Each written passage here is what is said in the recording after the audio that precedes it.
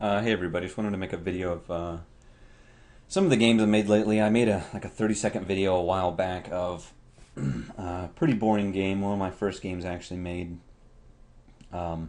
way back in Windows Games programming, and I hadn't really done much since then. But basically I didn't have a very good screen recorder, and now I've paid for a pretty nice one.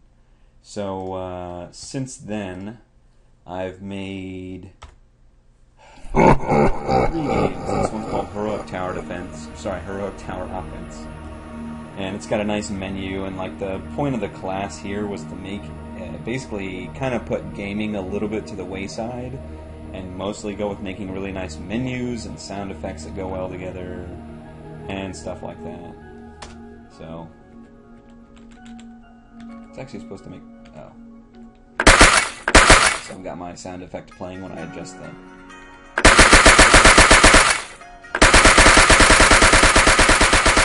So that's getting quieter now. Hopefully I wasn't too loud on the video.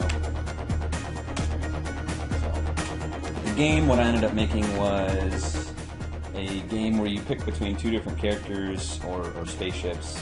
Right now, and they unfortunately do the same thing. I wanted to make them different, but I just didn't have the time. So, start off with a slight tutorial. You can move your ship around in real time, but the enemies move along this gray path, and your ship that you have automatically shoots at the closest enemy, the first one he finds. So I got 100 gold for doing that. Level 1's one enemy. Just it's basically the tutorial level. Move and shoot automatically. You can move your mouse to the edges of the map, and it'll move for you. And this is just your standard tower defense game. So I'm gonna build a few towers. You can see I put my nice little faded out tower in here, and so now I can see, click ready when I'm ready. Now I can see where the enemies are going to go. This tower type just finds all of the paths around it where the enemy is going to go, and then sets them on fire periodically, and they take double damage on their next hit. So you'll notice by the end of all this that the game is very, very easy to beat and play. But that was kind of the point. It's just, to show what we could do, not, design a whole game in 2 weeks and make it. That's just a little rough.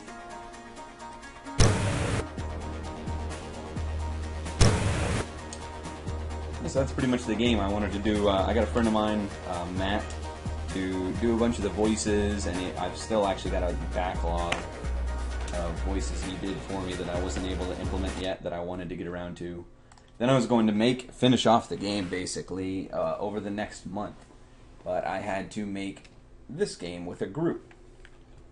And this is Unity. And as you can tell, so everything's in 3D, and this is kind of pre-made for us. Not the level itself, but the running of 3D, importing three-dimensional items, placing them is all, like, those tools are available for us, and we make a game. Unfortunately, the version of the game I had last, let's see, I don't think it's going to show anything, basically. It's going to show a black screen, because what we have designed here is a horror, thriller type game, and it's supposed to be dark, but it's actually so dark that you can see nothing. So I got my creepy sound effects, and I did all the sound effects for this game, and then I tried to do the AI for the enemies, and I just did not know how this freaking basically this whole program worked. I missed the day they went over this for my wedding and my bachelor party the 2 days before that, so I was kind of screwed. So I basically had to come in, learn very quickly how to do a few basic things for my group so I could do something and then do them. So, and here's all the code I wrote here, and it's just all timing, and if you're find the player, if you're near the player, do this, do that.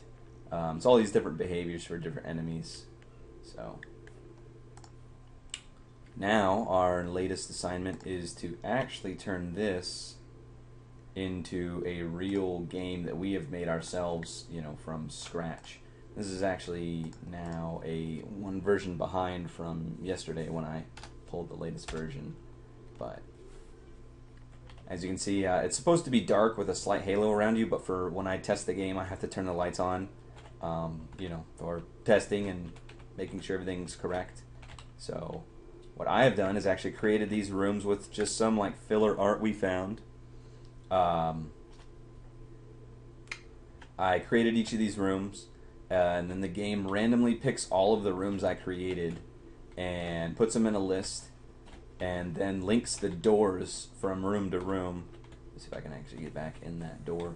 The opening for the doorway is the exact size of the player, so getting through and touching the door. Like this door here goes nowhere, so nothing happens. Nothing happens. I only have 3 rooms, so I've got collision here. I can't move through these objects that I've set collidable, but I can move otherwise. You can ignore this animation. That was another test we were doing just to make sure animations worked. And that's pretty much it for now.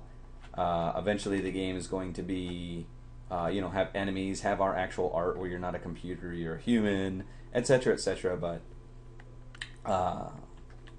let's see how we got to this point. The other portion I made for this game so far is my pretty little tool here. And so you can see I made this C# program. It's a Windows program that imports a PNG or pretty much any general valid image file. I can import a bitmap. I can import a JPEG. Basically anything that Windows standardly recognizes, I've done. So I can come in here and I say, okay, well, I want some blood. Let me select that properly. I want some blood. I want it to be an effect on the effects layer. I'm going to render the effects. I place blood on the floor. I don't really like how that part of the floor looks, so I'm going to grab this part and make it the floor and just start placing it. So you're seeing how I ended up with the rooms I had earlier.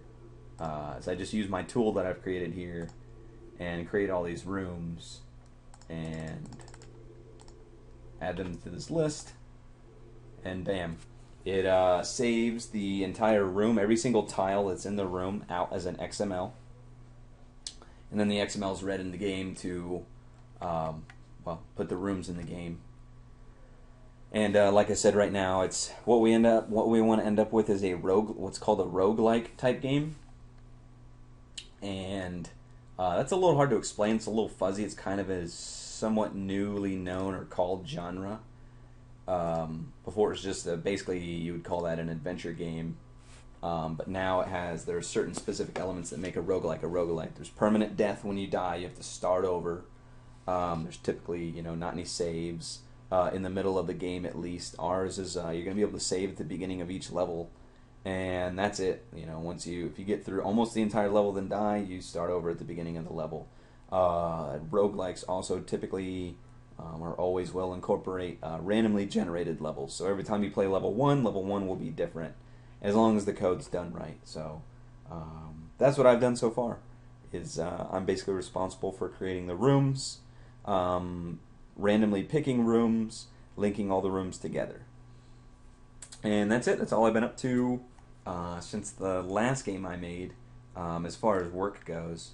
So that's it. I'll catch you guys next